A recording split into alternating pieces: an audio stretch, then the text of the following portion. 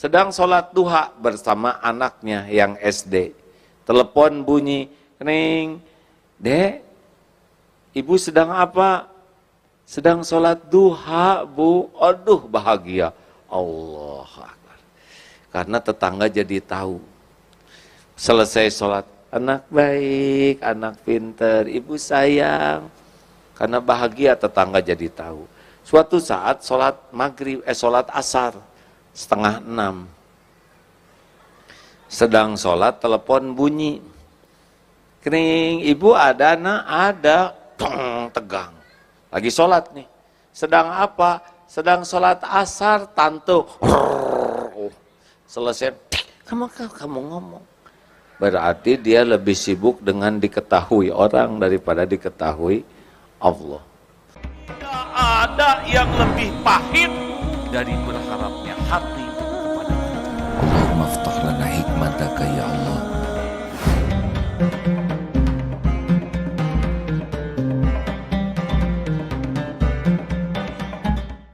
Mau yang mana nih yang kita bahas malam ini? Semuanya. Baiklah. Pantas saya dikasih makan dulu ya, supaya kuat ceramah nih. Ikhlas. Yang akan saya bawakan ini hadis riwayat Imam Muslim dan Imam Tirmizi. Ini hadis sahih, tidak diragukan. Yang pertama dihisab di akhirat, pertama kali nanti dibangkitkan. Dihisab itu adalah mujahid.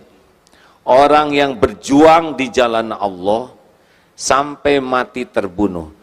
Ditampakkan nikmat oleh Allah dan ditanya, apa yang kau ditampakkan nikmat dan dia mengakuinya, apa yang kau lakukan? Ya Allah, saya sudah berjihad fisabilillah, berjuang sampai saya terbunuh di medan perang, dan saya lakukan ini lillahi ta'ala, karena engkau. Lalu Allah berfirman, kadzabta, dusta kamu, bohong kamu. Kamu berjuang bukan karena Allah, tapi kamu berjuang karena ingin dianggap pemberani, dan sudah engkau dapatkan sebutan itu. Di akhirat ternyata diseret dalam keadaan tertelungkup menjadi ahli neraka. Dengar ini hadirin, tidak kurang perjuangannya untuk Islam, tidak kurang pengorbanannya, dia sampai mati di medan perang. Tidak kurang pengakuannya, dia ngomong tuh lillahi ta'ala. Tetapi Allah tidak bisa dibohongi. Wa huwa alimum bidatis sudur. Allah tahu isi hati. Ternyata Allah berfirman, engkau berjuang bukan karena Allah, tapi engkau berjuang ingin dianggap pemberani, dan sudah engkau dapatkan. Ternyata sehebat apapun berjuang, sehebat apapun berkorban, bahkan sampai mati walaupun mengakui, tapi hatinya sibuk mencari kedudukan di sisi makhluk, sirna amalnya. Jelas hadirin? Bukan kurang perjuangannya, bukan kurang pengorbanannya, bukan kurang pengakuannya, yang kurang cuma satu saja. Apanya? Hatinya. Lebih senang dengan pujian manusia daripada ingin diterima amalnya oleh Allah. Pegang ini hadirin, ini mutlak. Kalau saya baca hadis ini serius sekali. Mengapa? Karena yang kedua dihisab adalah yang belajar agama dan mengajarkannya, seperti Ustadz Abdul Somad, Ustadz Adi Hidayat, Ustadz yang lain. Ya, pasti Agim. Saudara nggak kuat ya, saya pengen dihisab yang kedua. Belajar agama dan mengajarkannya, belajar Quran dan membacanya. Ditampakkan nikmat, dia mengakuinya. Apa yang kau lakukan? Saya sudah belajar agama dan saya dakwahkan. Saya belajar Quran dan saya baca lillahi ta'ala, ya Allah. Ngakunya karena Allah. Tapi Allah yang maha tahu isi hati yang tidak pernah bisa dibohongi siapapun berfirman, kadzabta, dusta kamu.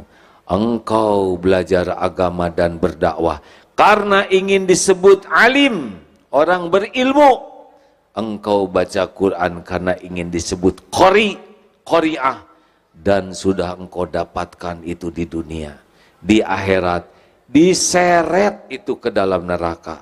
Tidak kurang ilmunya, tidak kurang dakwahnya, tidak kurang bacaan Qur'annya, yang kurang satu saja. Apanya? Niatnya. Bukan mencari keridhaan Allah, tapi cari pujian manusia. Hilang itu semua pahala. Dan yang terakhir adalah orang yang dermawan. Sedekah kemana-mana. Ketika ditanya, apa yang kau lakukan? Saya sedekah. Apapun yang kau cintai, saya sedekah. Kadzabta, dusta kamu. Engkau sedekah karena ingin disebut dermawan. Dan sudah engkau dapatkan pujian itu. Dan ternyata diseret ke neraka. Bukan kurang sedekahnya. Yang kurang cuma satu saja. Apanya? Niatnya. Lebih sibuk ingin pujian manusia, lebih sibuk ingin kedudukan di sisi manusia. Kenapa Allah begitu marah? Karena dia menggunakan amal hak Allah tapi untuk dipuji manusia. Bu, mana yang bahaya? Wanita ingin kelihatan cantik atau wanita ingin kelihatan solehah? Mana yang lebih bahaya? Jawab.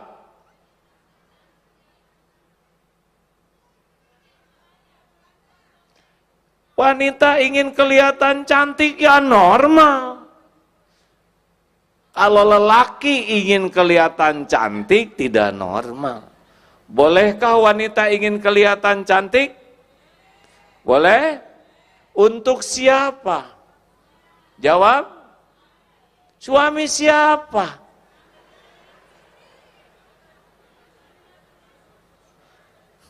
Si bapak langsung ketawa, ya.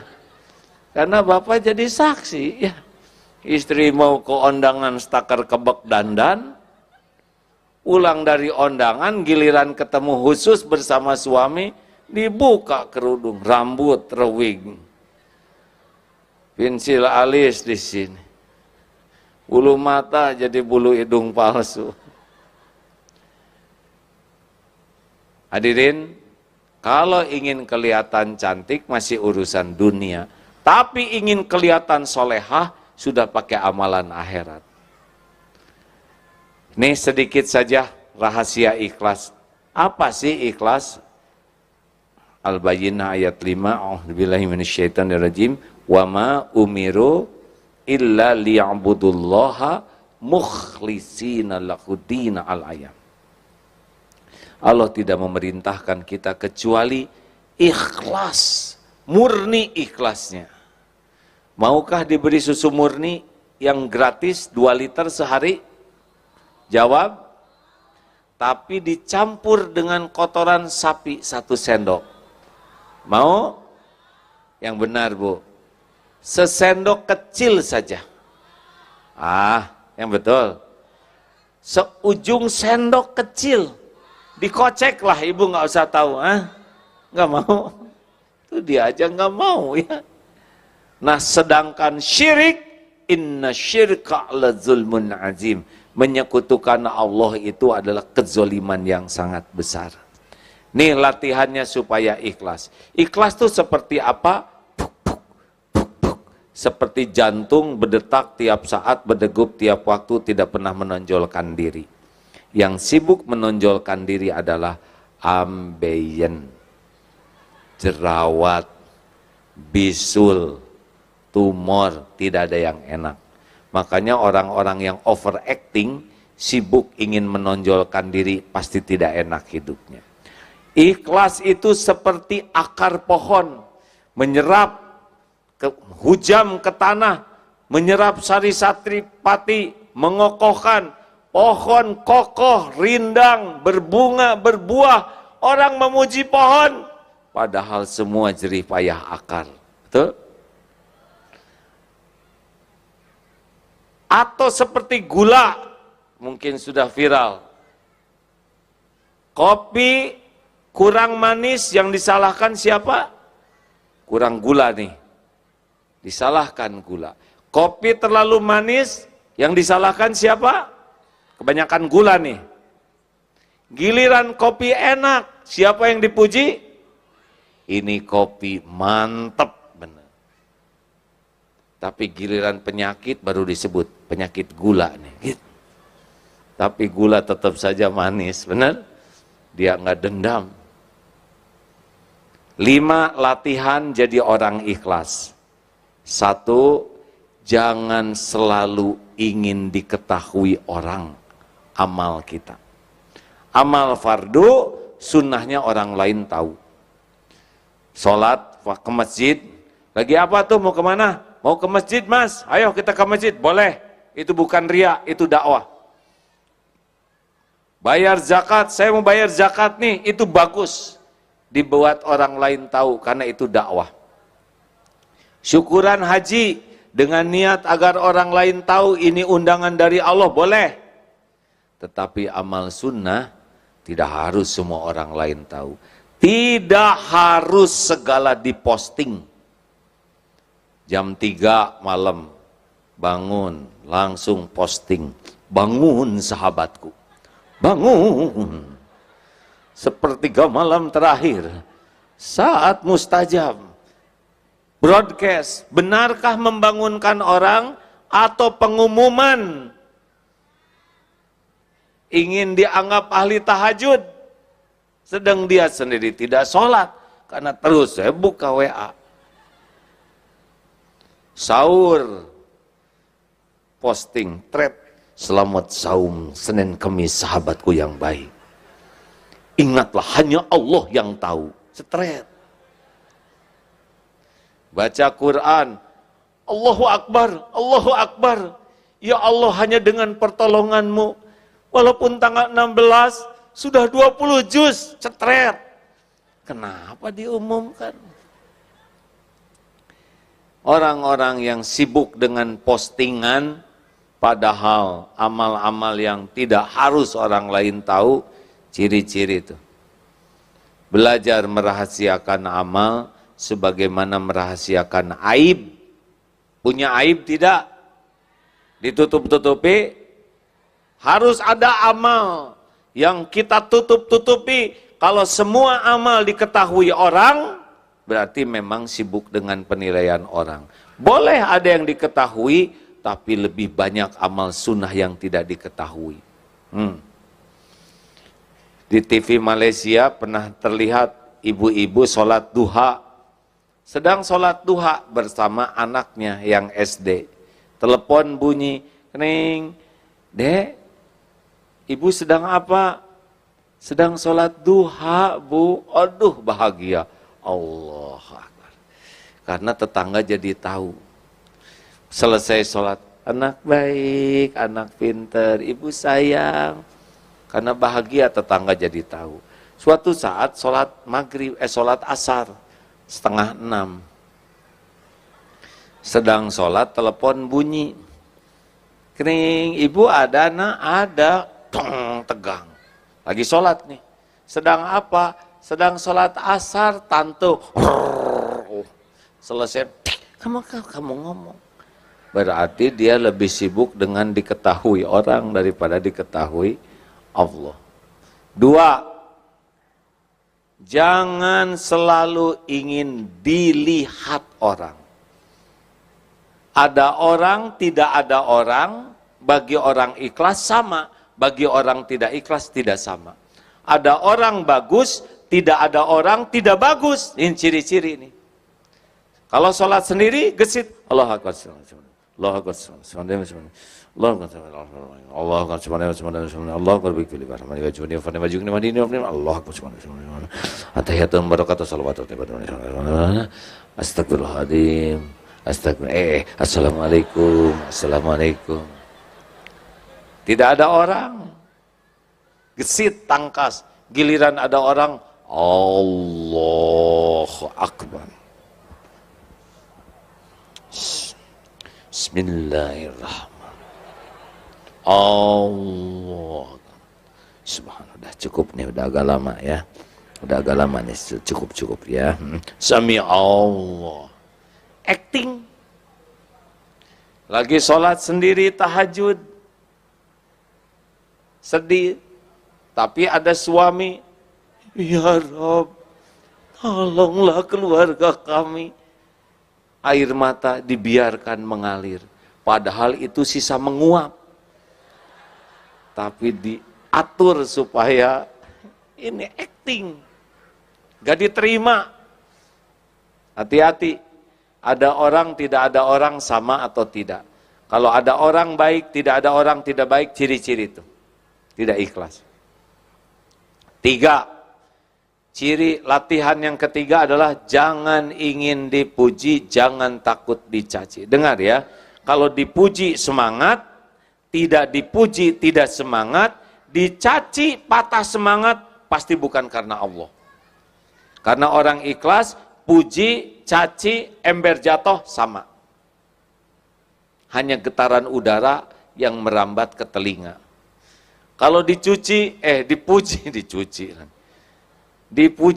semangat, tidak dipuji tidak semangat, dicaci patah semangat, pasti karena mulut orang dia berbuat.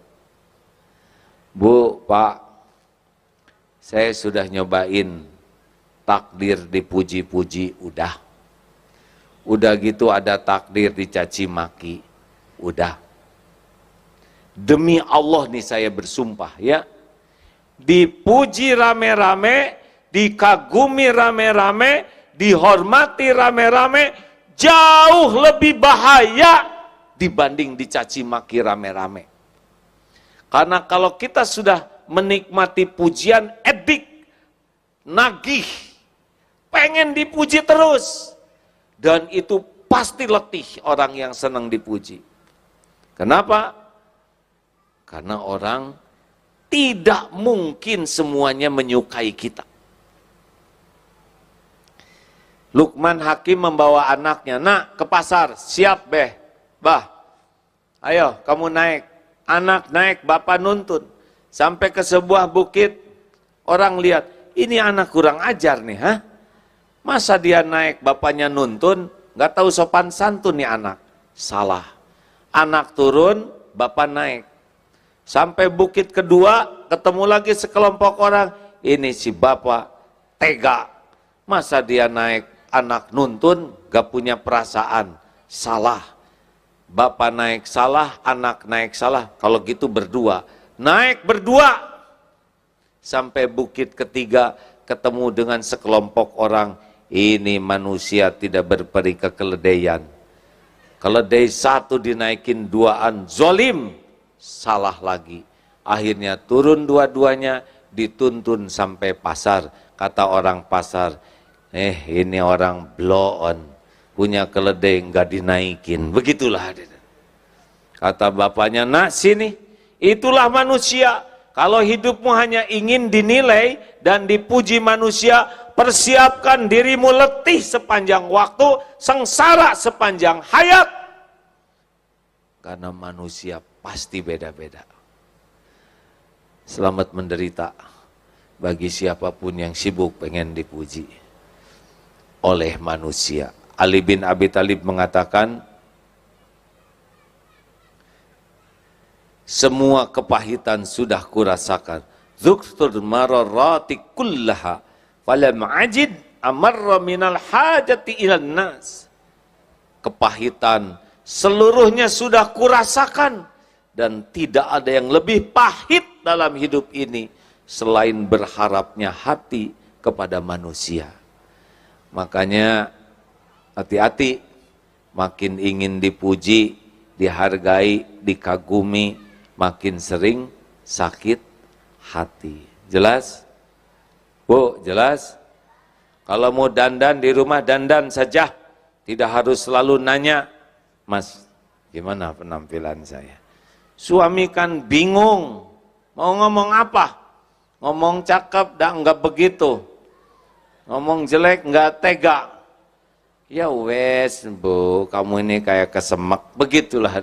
Itu solusinya. Perlukah kita ingin kelihatan rapi? Boleh. Kita rapi untuk menghormati, bukan untuk dipuji. Makin ingin dipuji, makin sengsara. Ingin kelihatan langsing, tahan napas. Jadi kekurangan oksigen. Bu, jangan takut jadi tua. Ya Bu? Kenapa? Karena sudah jadi. Ibu tidak bisa remaja terus. Mustahil. Walaupun ibu pakai pakaian SMA, kalau dulu lucu, kalau sekarang lebih lucu. Jangan memaksakan diri, akan ada batasan, nggak bisa direkayasa lagi. Mungkin waktu muda rada centil, ya. Ada yang suka pakai bulu mata palsu, ini saya tidak mau ikut campur ya. Tapi saya suka membayangkan bulu mata palsu itu kan beban bagi mata, betul? Ya kan? Standarnya bulu yang ini dikasih beban bulu mata palsu, kalau di dunia lelaki itu seperti pakai barbel, Bu. Tiap kedip begini, siap-siaplah, satu ini berotot, atau kalau sudah tua kelelahan otot.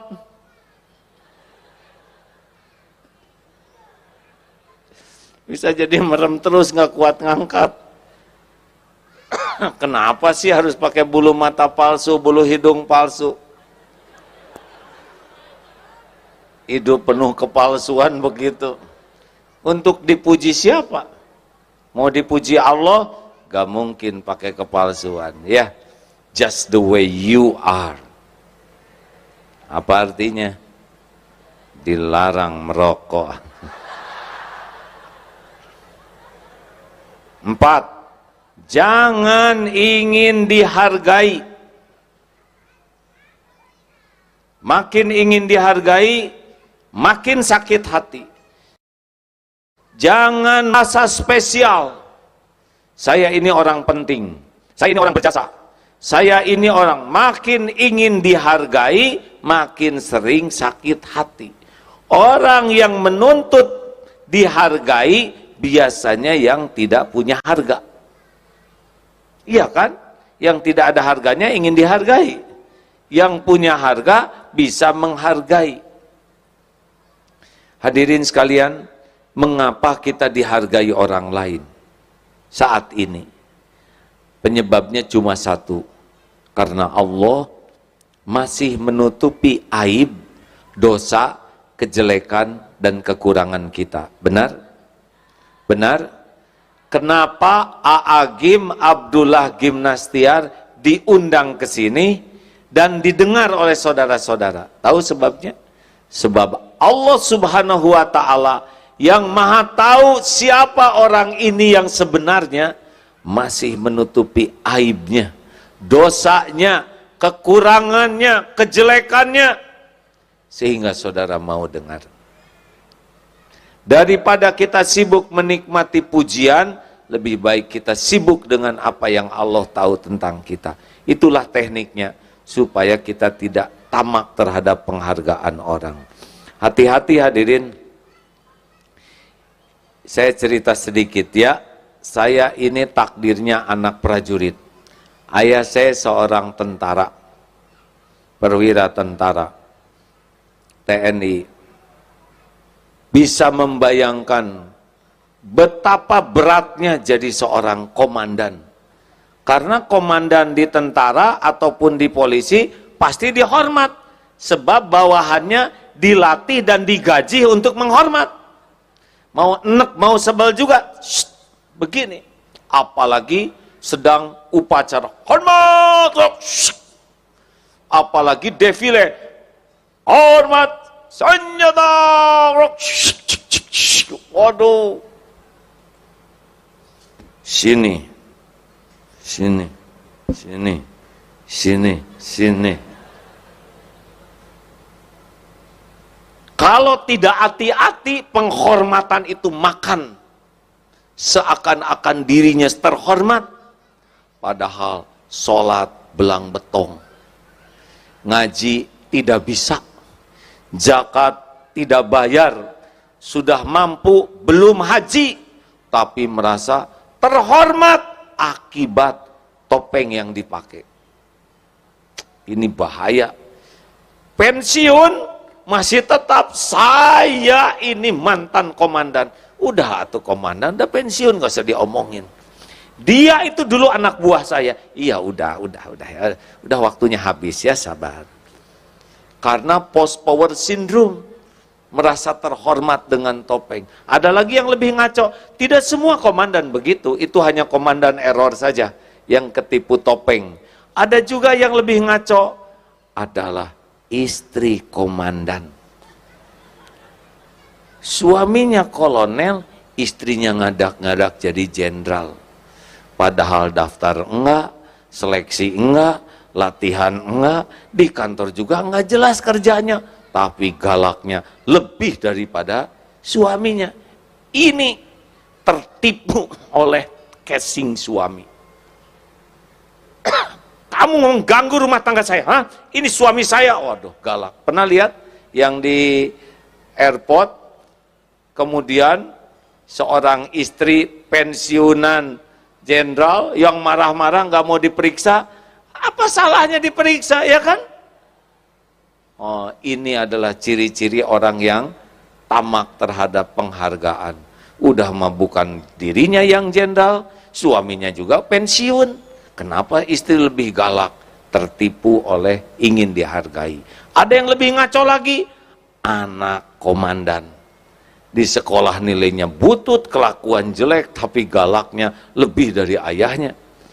Nah, inilah ilustrasi seseorang yang tertipu oleh ingin dihargai. Jelas Pak Rektor? Berat ini, Pak Profesor, waduh berat. Pak Rektor, sama Kiai. Padahal di sisi Allah belum tentu seperti apa yang diketahui orang lain. 5, jangan ingin dibalas budi. Ulangi. Jawab atuh hadirin. Jangan ingin dibalas budi. Lakukan, lupakan. Lakukan, lupakan. Lakukan, lakukan. Perlukah kita mengingat-ingat jasa baik kita? Jawab. Enak tidak kalau kita ingat jasa kita? Hati jadi bahagia atau jadi nyesek? Jawab. Kalau kita mengingat jasa kita, hati jadi bahagia atau jadi gelisah? Jadi enak atau tidak enak? Nah, itu ciri-ciri salah tuh. Perlukah kita menyebut-nyebut jasa baik? Perlu tidak? Tes. Mas. Coba bicara sama bojomu. Benar gitu? Perbojoan. Hei istriku, aku ini suamimu loh. Padahal istrinya udah tahu. Aku ini suamimu. Aku yang membanting-banting tulang. Memeras-meras keringat. Ini rumah aku yang siapkan untuk kalian, hah? Kalian pakai dempul, lipstik, apa itu aku yang beliin. Kalian makan segala dikunyah, jalan kuliah, aku yang siapkan. Jalan-jalan pakai mobil tak beliin, bensin aku yang siapkan. Saya nih suamimu yang berjuang untuk kalian. Dengar ya, kalau ada suami berbicara begitu, bagaimana perasaan ibu? Bahagia atau enek, Bu? yang jelas, Bu. Bahagia atau enek? Jadi makin sayang, kagum, atau jadi sebel? Tuh, dengerin, Pak. Jelas? Nah, kami juga sama, Bu. Apalagi saya, Pak. Saya. Jangan nyebut-nyebut. Ke anak paling nggak boleh, Bu. Ini ibumu, nak. Ini ibumu, nak. Kata anak-anak. Ya iya, bukan, saya juga udah tahu dari dulu. Kenapa ibu jadi lupa diri? Ini ibumu, ibu yang hamil, ibu yang melahirkan kalian, ibu yang menyusui. Mungkin kata anak, siapa suruh ya deh ya? Nah kita mah nggak pesen lahir dari ibu yang ini. Nggak boleh, hadirin. Saya pimpinan kalian, udah tahu. Dengan kepemimpinan saya itu siapa? Hah? Bingung akhirnya. Udahlah, kalau mau bahagia, lakukan, lupakan. Jadilah seperti matahari, hanya memberi, tak harap kembali bagai sang surya menyinari bumi. Tenang hadirin, mau bahagia hadirin? Sudahlah, jadilah orang ikhlas. Gimana supaya ikhlas? Nih, jawab. Ada orang, tidak ada orang, Allah ada tidak? Yakin? Orang lihat, orang tidak lihat, Allah lihat tidak? Orang tahu, orang tidak tahu, Allah tahu tidak? Apakah setiap perbuatan disaksikan oleh Allah? Apakah setiap amal disaksikan oleh Allah? Yakin? Yakin? Apakah setiap amal ada balasannya? Ada balasannya? Ada balasannya? Mungkinkah ada yang kelupaan Allah membalas? Mungkinkah ada yang terlewat? Mungkinkah ada yang tertukar? Mungkinkah ada yang meleset?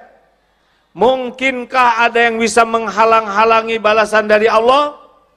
Faman ya'mal mithqala dzarratin khairan yarah wa may ya'mal mithqala dzarratin syarran yarah. Sekecil apapun perbuatan kita, baik buruk, pasti kita akan lihat balasannya. Nah, inilah sebetulnya rahasianya hadirin. Kenapa orang bisa ikhlas? Karena yakin waqafa billahi syahida. Cukuplah Allah yang jadi saksi.